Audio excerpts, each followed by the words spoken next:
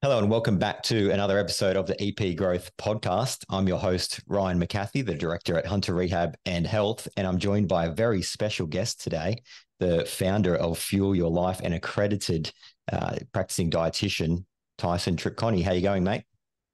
Good, mate. Thanks, Ryan. Thanks for having me. A bit different having a dietitian for your listeners, maybe. No, that's definitely the plan at the moment is to get different allied health perspectives on because we don't want to be living in the EP world. We want to get the view and the lens of other allied health professionals to see how they view things because it's so important that we understand the different perspectives and always stay adaptable and not fixed in our mindset. So very excited to have you on board, mate. I've been a big fan for quite some time and love your openness and candidness on LinkedIn and very excited to chat with you today. Thanks, man. Awesome. So let's just get started with a bit about your background, mate. You start off as a dietitian. Tell us how that story began in terms of the very beginning. Yeah, okay. The very beginning. I was always good at school. I knew uni was the thing that I wanted to do, but I had no idea what the hell I wanted to do. So I did a Bachelor of Business, Bachelor of Science dual degree, the two most wide degrees I could probably pick. Science because I like sport, and then business because I'm like I need to make money someday. So that's what I went in. I did a sports nutrition subject in my third year of that 4 year degree, and I'm like, holy shit, what is this? For context, I'm the first one in my whole entire huge extended family to ever go to uni. So I had no concept of what a white collar worker for one was, but in any kind of science field or anything, I was definitely the black hat there. So did that, really loved it. I asked what the hell a sports dietitian was. They told me. Then I went and did my master's after that of nutrition and dietetics at Griffith. Loved that. But between those years, like the moment I realized I want to be a dietitian, I started just doing work experience with as many people as I could. So I reached out to literally every single dietitian and sports dietitian within a 2 hour radius of Sunshine Coast where I lived, and just said, what can I do? So I did that for the most part, and I loved every aspect of it, even filling supplement bags for 4 hours in a room by myself. I still saw it as something of me being part of the industry and growing forward. And yeah, then I finished my master's and became a dietitian. Wow. Yeah. Awesome. Yeah. And so how many years is that at uni altogether? How many years were you there? I did 6 years Six at uni. years. Yep. Yeah. So straight out of high school, straight into uni. Wow. Okay, great. And I think on hindsight, are you quite glad you did that business and science? Because that's huge. Like that's what we all lack in is the business side of things. You've done the degree and Yeah, yeah. yeah. Everyone always says that to me. Like ever since I had even a remote part of success, people are like, oh, you did a business degree. That's why. It's just like I didn't Mm, learn shit in my business degree. I felt yeah. like it was like common sense to me. I think I learned the most about business by working for a lot of other people. That's including like KFC, Maya, Mr. Whippy, a pancake place. Like I learned by, I guess, maybe analyzing other businesses and the experiences that I had as a worker, but also looking at just the landscape of like, oh, why is that business going out of business again? And why are these ones succeeding? And I've always had I guess, maybe a mind around it. But because honestly, on reflection, I don't know anything that I necessarily learned from that business degree. It came naturally. Science was a lot harder for me. It was much more of a brain strain to learn. Yeah. Yeah. Wow. I think that's a great insight. And yeah, it goes to show, I think, a lot of universities are struggling a bit and a bit behind the eight ball in terms of um, what actually needs to be taught in the real world, or maybe changing the ratio of how much practical to theory there should be in a degree as Oh, well. well, yeah. And I think, look, every allied health person that comes out, they're so bad at business, like terrible. Uh, would it help if they had some business background? Maybe. I think for me, it just didn't. But for a lot of others, I can 100% like just the basic things of just like a profit and loss. I was able to just learn that myself online. Like I read the entire ATO website when I started my business, like all of it, because I wanted to learn every aspect of it, and my brain had the ability to learn those different things. So I was able to do numbers. I read a lot of different contracts, and I started being able to figure out the lingo and the jargon that they use. Yeah, it was very much self-taught, but it's a grind. And I Yep. think those that are willing to do that grind are often the ones that end up being more successful versus when you come out as allied health, you don't necessarily want to do the business shit. You just want Mm, to help people with EP, physio, dietetics, rather than, hey, I need to do this balance sheet or this P&L or do my tax and depreciation. mm. And where do you think that motivation to do that grind, read the entire ATO website come from? And like, where is it intrinsic? Is it already there, or is there something externally motivating you? Like what drives you to do something like that? Well, anytime I do anything, I want to be the best at it. That sounds like egotistical, but a little bit, but or narcissistic. But I do honestly just want to be the best that I possibly can be at whatever I do. So when I ended up starting a business, I don't know, a year or a year and a half, yeah, a year and a half after I graduated or whatever, I wanted to make sure that I did everything right. So I read absolutely everything that I could, and I didn't want to just, I didn't have any money. So I didn't want to pay an accountant all of the money that I need to pay them to do a full suite. So if I can get it to a point where I can tell them these are the things that I don't know, these are the things that I just need you to check, then it saved me money. So I Mm, think the necessity of needing to save money, I was willing to do the grind and do the work to make that happen. And I think that was a big part of every aspect of me learning it that wasn't dietetics. It was just like, I want to grind and know it so that I can save me or the company money to allow me to then grow the business in a different way. yeah, awesome. Makes perfect sense. So yeah, you've graduated uni now. You said it's about a year and a half before you started the business. So tell us, yeah, what did you do in that year and a half? What did your new grad year look like? Yep. So I was the new grad who I would always want to be, in terms of I was willing to go anywhere and do anything. So I flew from Sunshine Coast to Perth, but it was an hour, 2 hours east of Perth in a town called Northam for a role there. I planned on staying there for 12 months at minimum. I ended up getting there. I was told it was 4 days a week in clinic and 1 day a week to build what I want. Um, Got there and it was one clinic a month. I was getting paid full time, which is sweet, but I didn't move away from all my family and friends, and I didn't know anyone there. I didn't do that for no experience. I didn't do it for money, so I was just like, all right, I need to make something of this. I ended up building it up to 3 clinics a week over a 3 month period. Got into Aboriginal Health Service at school, like 9 or 10 GP practices. In that 3 month period. At the performance review, they told me they wanted more from me. I said, fuck off. Um, and I left, came back. Then I worked probably like 9 casual jobs because there was no full time work for dietitians generally. There still isn't a huge lot, but 9 casual jobs full time across 7 days of the week. Um, Between Sunshine Coast and the Gold Coast. Like I was driving 2 hours to go do an hour and an hour paid thing and then 2 hours home. Like I didn't care. I just wanted to do as much as I can as early as I can and accelerate, I guess, my career as much as I could. Bit psycho, but Mm, I, it didn't feel like it at the time. Like I just, because I enjoyed dietetics and I wanted to try everything and I wanted to do everything. And yeah, it didn't feel too much of a grind, although some of those early Saturdays and early Sundays did suck, but it all worked yeah, out in the end. yeah. Would you do anything different in hindsight?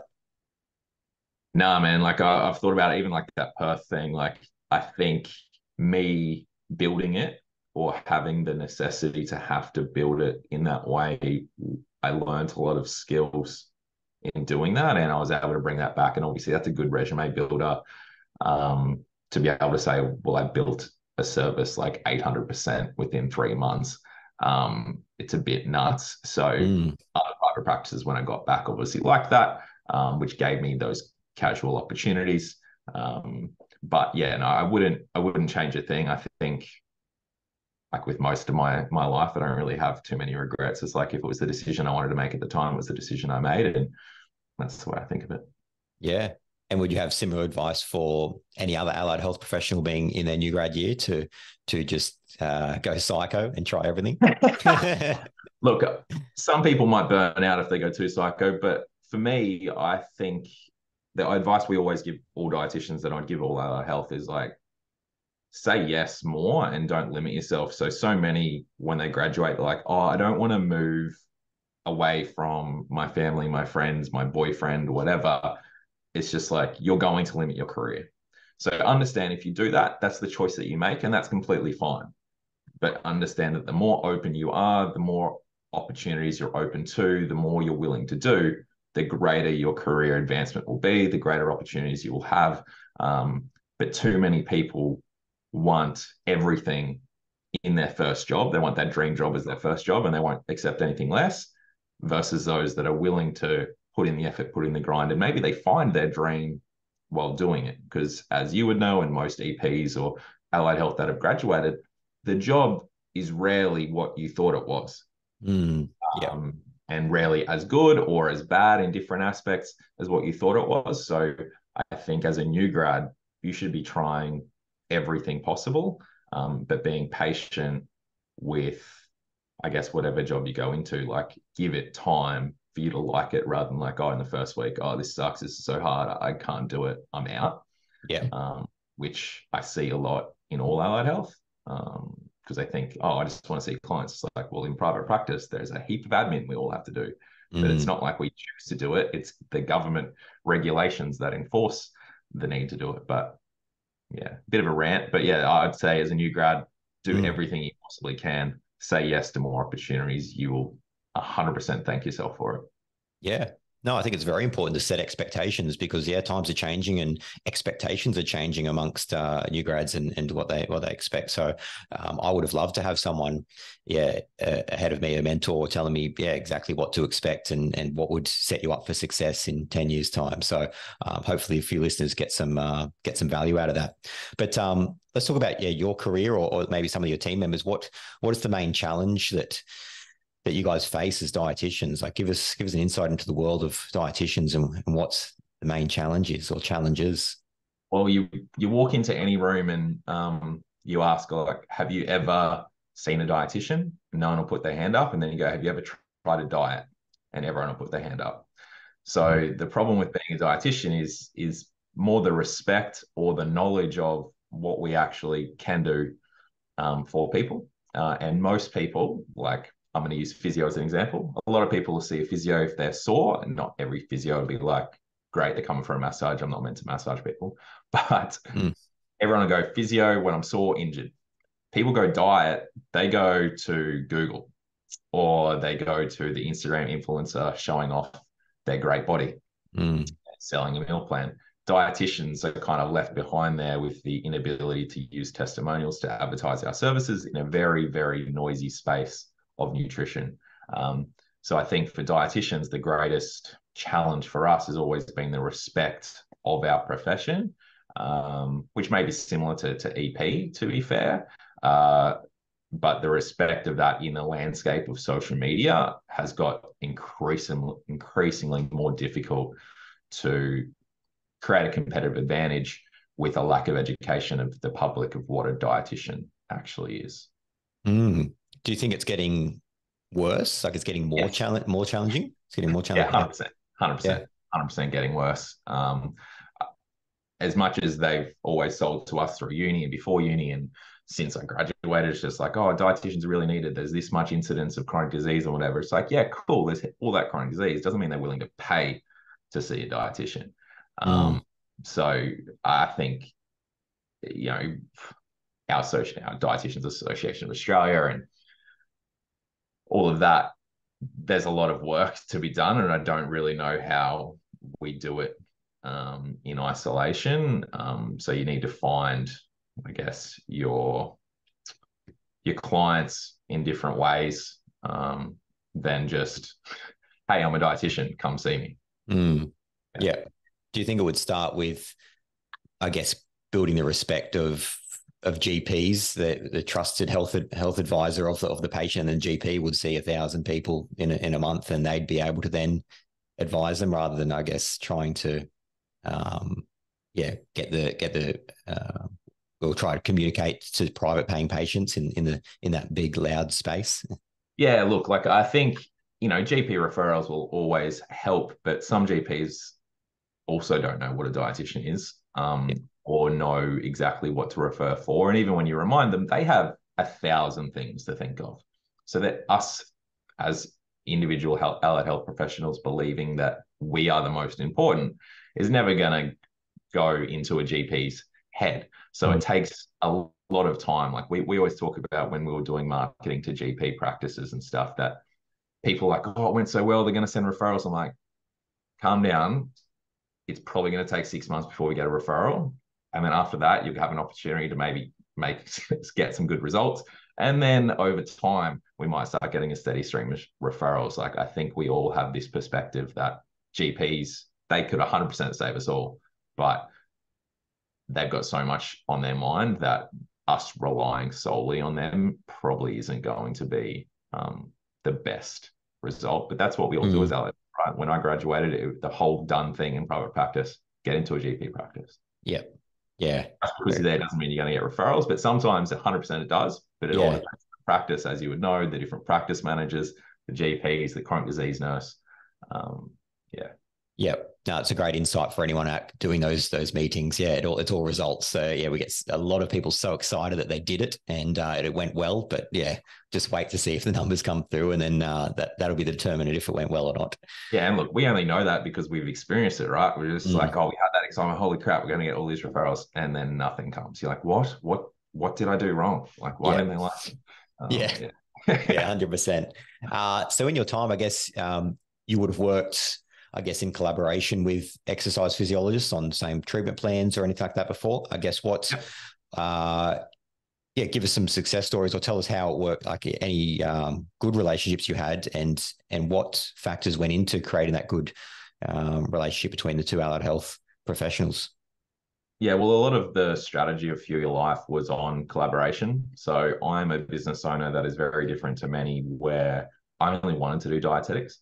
I didn't want to have a full suite of allied health. Like early on in my career, I did, but then I quickly realized that I don't have the ability to support, mentor, develop an EP, a physio, an OT. But in dietetics, I can do absolutely everything possible. So I think my, mindset in terms of just being unidirectional in dietetics allowed me to build a greater relationship with other professions, which then were more open to having conversation with me because they didn't think I was going to steal their clients. So for me, the greatest relationships that we had was based on that mutual respect, where we're both also mutually benefiting from the arrangement, so that it's not like, hey, you refer to me, I'll refer to you, and then no one does anything. It's actually having consistent communication and dialogue around different referrals. If there's troublesome clients, having that convo, visiting each other at each other's practices, having a consistent, I guess, reporting structure is important because we all get busy. But it's similar to a GP. Like you want to make sure that you're always in their face and always being reminding them that you're around and that you're important and that you're adding value. And then if you're both, as you would know, working in collaboration to get results for a client, the client's going to get better results 180% of the time compared to if you're just by yourself and not communicating and you kind of maybe working against each other or not helping each other with additional information. So I think the most important relationships are ones that are mutually beneficial and the communication lines are open constantly. Yeah. Was there a preferred method of communication in that sense? Was it receiving phone calls? Was it reports? Was it dropping in and going for a coffee? Or is I think I think it all depends. Like I would often catch up for a beer, or because I don't drink coffee, with some of the different people, just to develop a relationship, not necessarily just to talk business, but just to develop a relationship. Our dietitians would often drop in to the practice and see an EP or a physio and just have a general chat, but also chat about different clients and new clients that we might have that might be useful for you guys to see, etc. But I think it's all based on the practitioner and the relationship that they want to have and how they communicate. Because I hate phone calls. Hate them. Mm.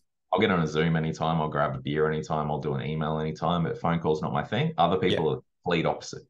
So you've got to adapt to who you're talking to. But I think just like if you have staff, figuring out the way that they like to communicate. Like I had staff that just love texting. That Yeah. was others needed the phone call. Like they Okay. needed that. So I think knowing your audience, knowing who you're in business with or collaborating with is important.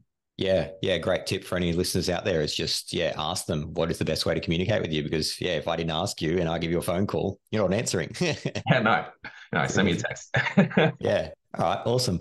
All right. Cool. Let's go back to Fuel Your Life, I guess. And was it always the plan to be the biggest in Australia? Did that happen accidentally, or was this a very clear vision that you methodically planned out and achieved step by step? Tell us about that. No, hell no. I had no goals to even start my own business at all. Okay.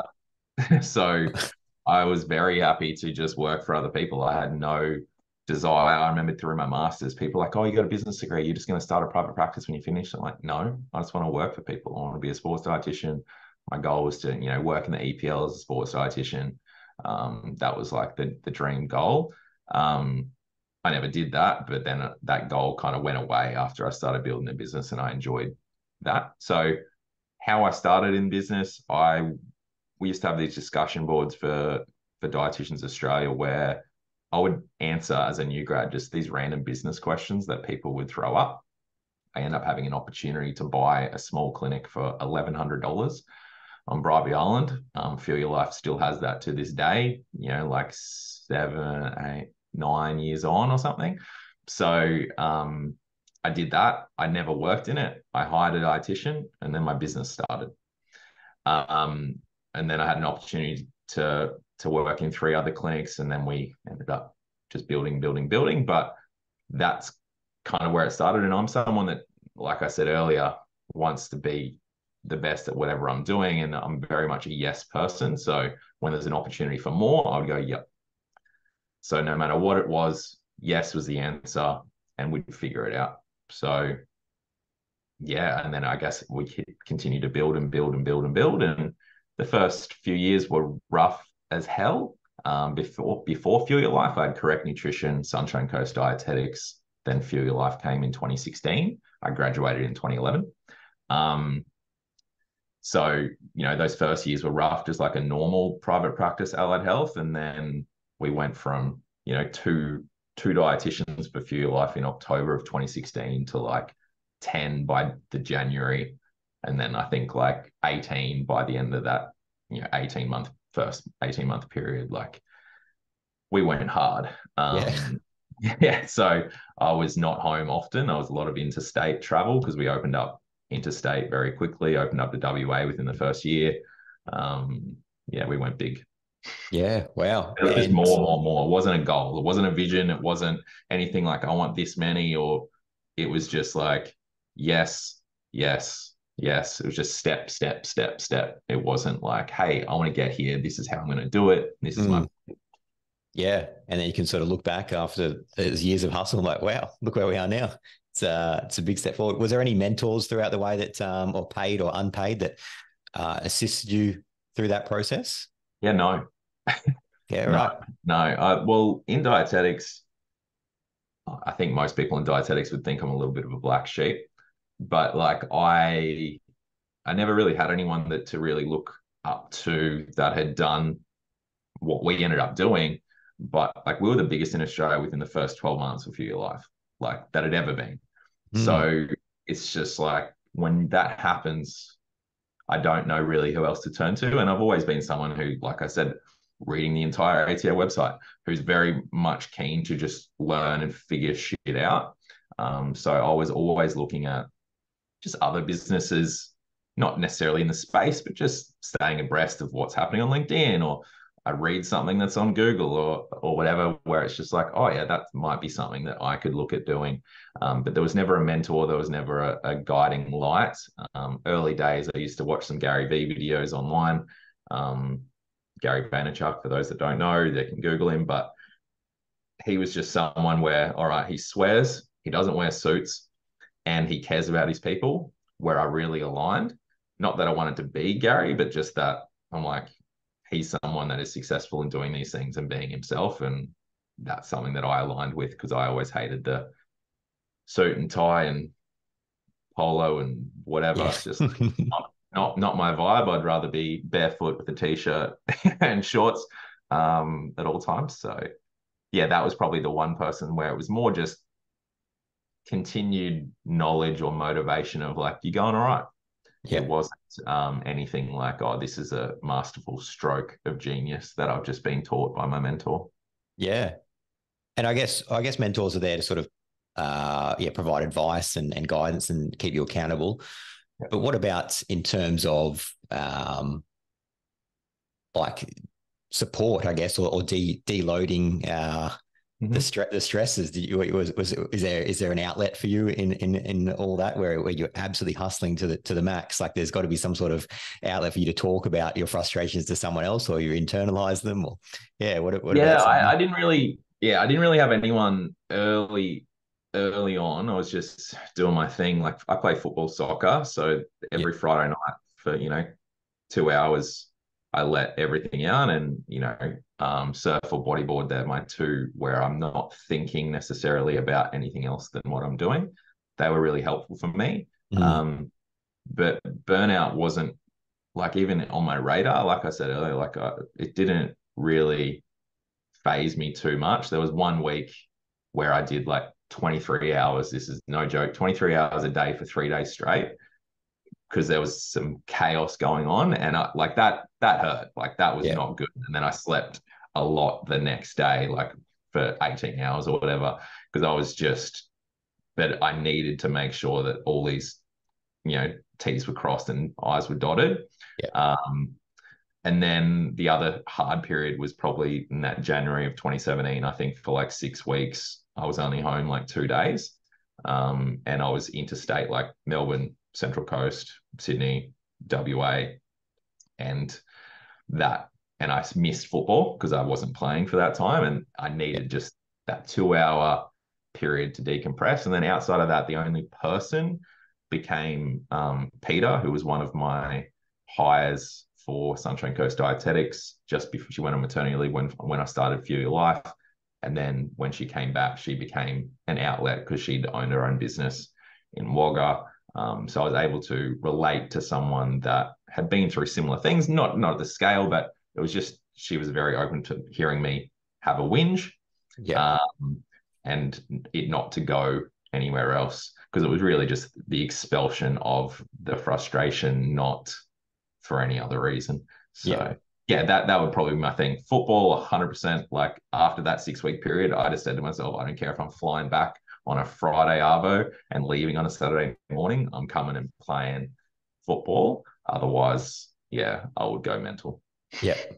Hopefully, no red cards on the return. No, I'm a bit lippy on the field, but I'm not a dirty player.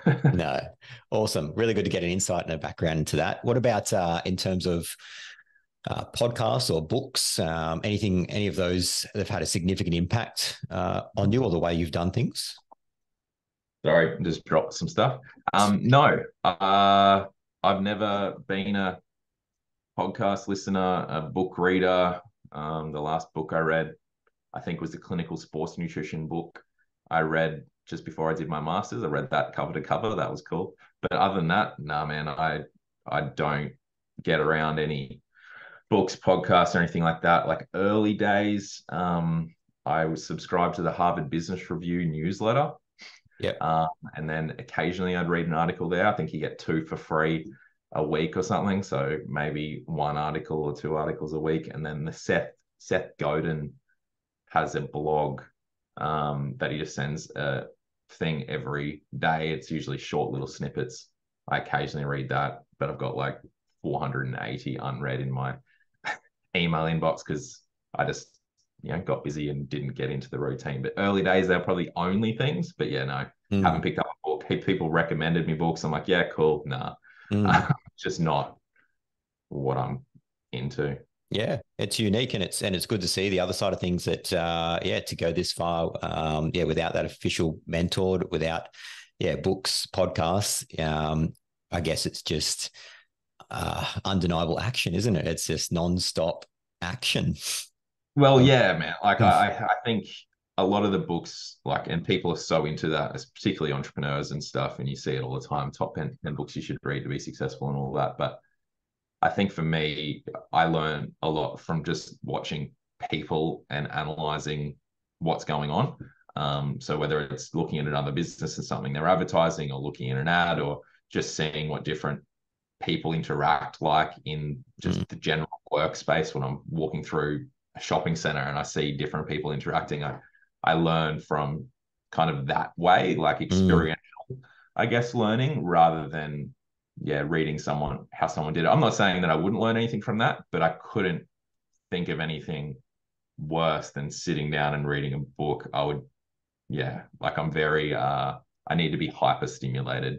Yeah. uh, at Yeah, it all. makes perfect sense. And there's the quote, what do they say? Success leaves clues. So like, yeah, someone who's successful, or a business that's successful, they're leaving clues. They're showing you sort of why they're successful. So yeah, be intrigued about what they're doing, what that person's doing, or that business. Yeah, and I guess putting it in a book for many people, that's the easiest way because they're actually giving you the clues. Yeah. Whereas, as I said, I think there's probably great value in it, but there's also people that probably read too much, listen to too much, and don't take action. I Yeah. probably lean heavily into the take action Yeah. space. Yeah. Yeah. 100%. Um, awesome. Let's go down a different little pathway now. I wanted to chat about, in your eyes, from your perspective, your lens, every experience that you've experienced, what makes the best exercise physiologist or dietitian? It just be basically allied health. What makes the best exercise physiologist or allied health professional in, we'll say, the country? So if someone's the best, like what attributes does that look like to you? For me, I would say any single person that walks through the door, you're able to help them because you know that condition, you know the strategies that will help them best. You've had the experience behind you actually getting results with all of the cohorts, as well as being able to be a good human. So there's many people that clinically they know everything, but they can't actually implement it with a client. I see it all the time. But when we hired for Fuel Your Life, for example, we were hiring the people that we know could get along with people, and we'll teach them all the clinical shit. So I think the best dietitian, best allied health, best EP for me is someone that is able to see everyone, not just this little niche area of, let's say, diabetes. It's someone that can see everyone. Is that realistic to most people? Probably not. But for me, that is by far the best. And Do how you, did do you disagree? yeah how did you know how did you know someone was a good human, or how do you, I guess, how do you measure that, or how do you improve that? If someone's like, I think I'm a good human, I want to be a good human, I want to be the best, like what's that look um, like? well, for me, I don't know. I was always the one that hired, right? I loved hiring because I can generally figure people out and how they are. Yeah. I have a pretty decent record of it, but how do you measure it? Well, it's just like there is no, like, for me in dietetics, right? I do not give a shit about food. Don't care. Don't, don't care. And I don't have any emotions around a certain strategy. Like in dietetics, there's a lot of this health at every size stuff, and it's probably in EP as well now. But people are very emotional about it and just like, we should be doing this, and this is the emotional part of it. And I'm just science all the way through. I don't care about whatever strategy. I want to use every single tool that is available to me as a dietitian to then help the individual person that's sitting in front of me. I'm not, even if you look at across my LinkedIn and all that, there is no vitriol about any individual thing. It's just like, why can't we use this for this person, this part of this strategy, and this part of this one for this person? And I think the best dietitian, best EP has the ability to pull from all aspects to suit that individual. not their own personal bias of what they think should be happening or how they think that person should live their life. It's just like, all right, this client wants to live their life in this way. How do you do it in the best way? It's like one of the first things we tell all our dietitians: never tell the client to give up alcohol. Don't do it. Do not bring it up. Mm. They'll bring it up when they're ready, because that's in Australian culture in general. Alcohol is one thing where we, and when you see a dietitian, people think, then tell me to stop drinking, going to tell me to stop eating chocolate. So we just tell them, don't do it. It allows the conversation that goes in different ways. It allows you to then build a relationship with that person and then ultimately have a greater impact on that individual using the strategies that you have to suit that individual's life. Too many the opposite and put themselves onto their own biases onto their client, and I hate that. Yeah, I'm just curious, with your initial assessments, is there an emphasis on building rapport before any education? Like, do you spend that first hour or so, or that first initial, like, I've got to build a rapport with them because I kind of need to tell them what to do later down the track, and I don't have any credits yet to be telling them yet, so I need to get on their side. Do you have questions or strategies around building rapport? For me, I think you can build rapport while you're still asking all the questions you need. I don't think it shouldn't be segregated in my mind, because then it becomes like, hey, I'm seeing a dietitian. Why the hell are you talking to me about my life? Like, why are we going to get to the food? I would rather build rapport on, all right, you tell me that I have like 6 beers a night. Oh yeah, cool. What's your poison? What do you have? And then you'd say, well, I was like, yeah, I don't really like that. I really like this beer. I've built rapport by still gathering the information, but humanizing myself, allowing them to understand that I'm not judging them. So I've done it very quickly in that short space of time. And you can do it a bunch of different other examples, but I don't think it should be separate. I think it should be all encompassing. But I think for us in our initials, it was just making sure that we gathered as much information as we can, making no judgments whatsoever in that stance, and then coming back with an executable plan, because we always said that no matter what, the greatest rapport that you will build is based on the results that you get, not how close you are with that client. So it's important to have a relationship, but ultimately they're seeing you to get a result, not to be your friend. So be friendly, but get them a result. So we focused very much on outcomes, and then the relationship will continue to allow them to keep coming back to get more outcomes. And that's where you get longevity of client and longevity of practice. Yeah, I think that's so valuable for anyone to hear. And I love that great concept of, infusing the rapport building into the questions, because, now I think of it, you're exactly right. They're there for a reason. You don't want to be spending an hour talking about unrelated topics. Yeah, because some people internally, they won't even say to you, what the fuck are we talking about? Why aren't you asking me about my exercise routine? Like, why are we talking about what my dog's name is and how old it is? Like, I think you can do both. Yeah, but do it all at the same time is my personal opinion.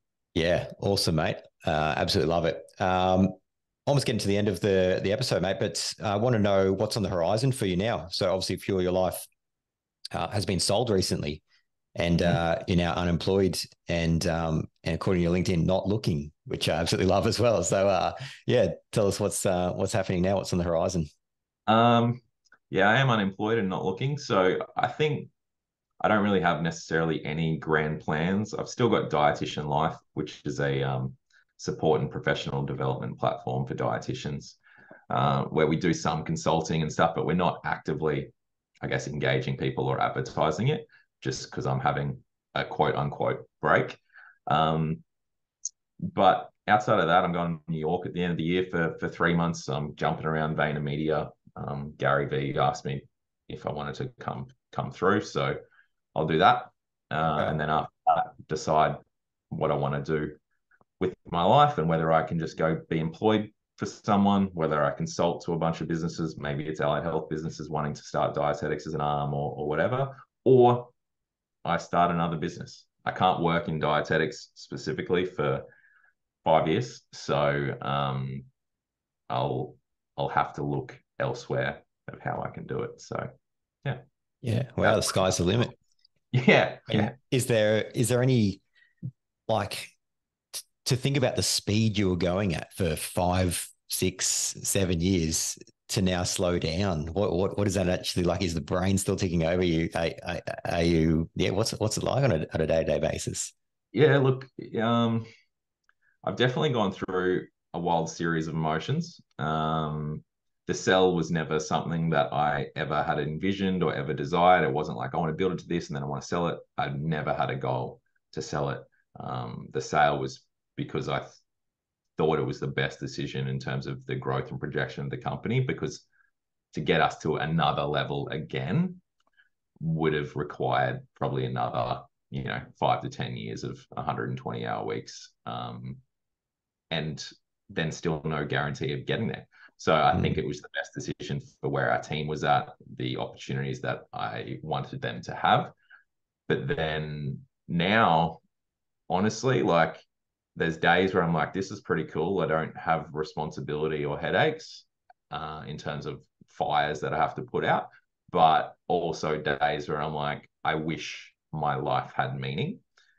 Because there's a definitive purpose that you have when you're running a business and you're looking after other people. And for me, like I cared much more about what position I was putting my team in than how much work I was doing, because I was willing to work that much because I'm like, I need to make sure that they've got work. I need to make sure they've got money. I need to make sure we've got more opportunities so they stay happy.